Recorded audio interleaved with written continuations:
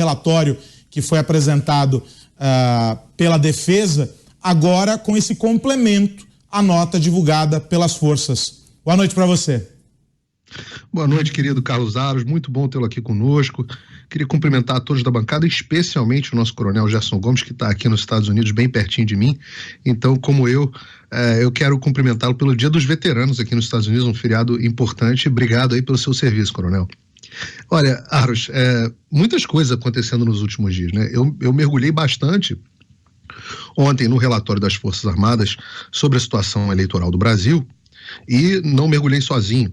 Pedi ajuda, inclusive, ao coronel Márcio Amaro, que é especialista em cibersegurança, guerra cibernética. Pedi para ele analisar comigo o relatório e vi que o relatório é um relatório muito mais forte do que originalmente eu imaginava que fosse e que demonstra uma fragilidade enorme do nosso sistema eleitoral que me causou espanto.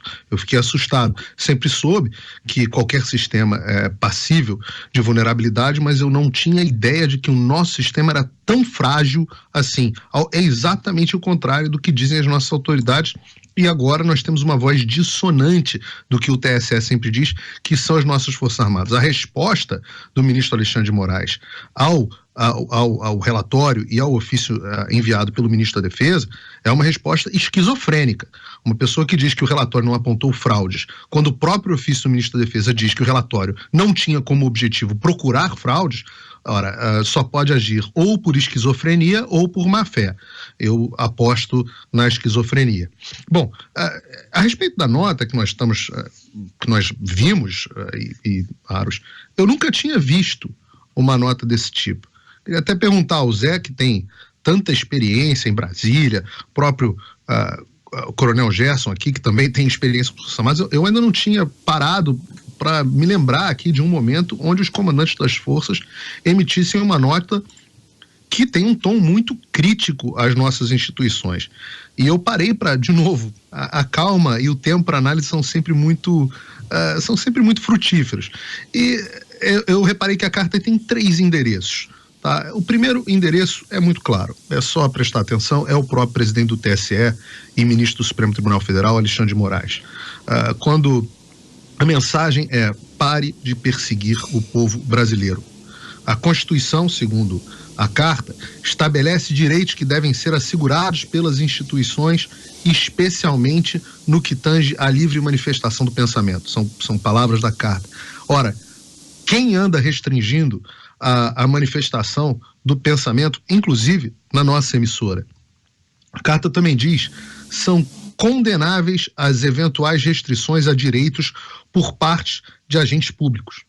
Ora, quem é o agente público que anda restringindo os direitos da população?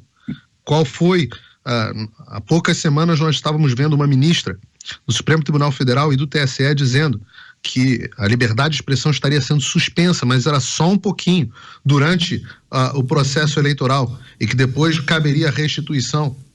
É um recado a estes, né? Não só ao ministro Alexandre de Moraes, mas talvez a outros ministros e juízes do Tribunal Superior Eleitoral. Há também um recado claro a manifestantes, aos manifestantes.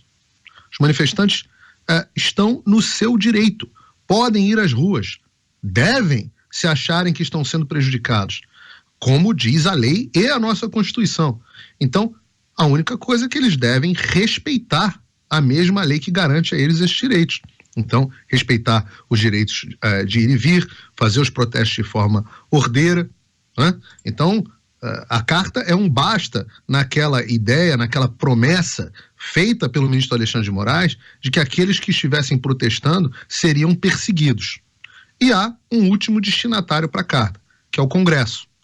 O Congresso, quando eles dizem a solução de possíveis controvérsias, e eles estão falando, no caso das controvérsias, estão falando de eleições, deve valer-se de instrumentos legais do Estado Democrático de Direito. Ora, quem são os instrumentos legais do Estado Democrático de Direito? Os tribunais? Sim, mas eles dizem, os legisladores é que são responsáveis por corrigir possíveis arbitrariedades ou descaminhos autocráticos, palavras muito fortes, descaminhos autocráticos, ou seja, uma ditadura imposta, que possam colocar em risco o bem maior da sociedade, qual seja a sua liberdade. Então, recado claro de que o Congresso, a Casa do Povo, como eles chamam na carta, deve começar a agir. Ora, e se as instituições brasileiras não agirem?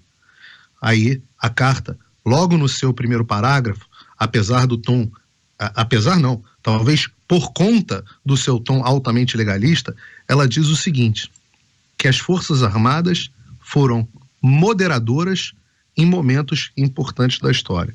Ou seja, naqueles momentos onde as instituições falham em garantir os direitos do povo, as Forças Armadas agem de forma moderadora.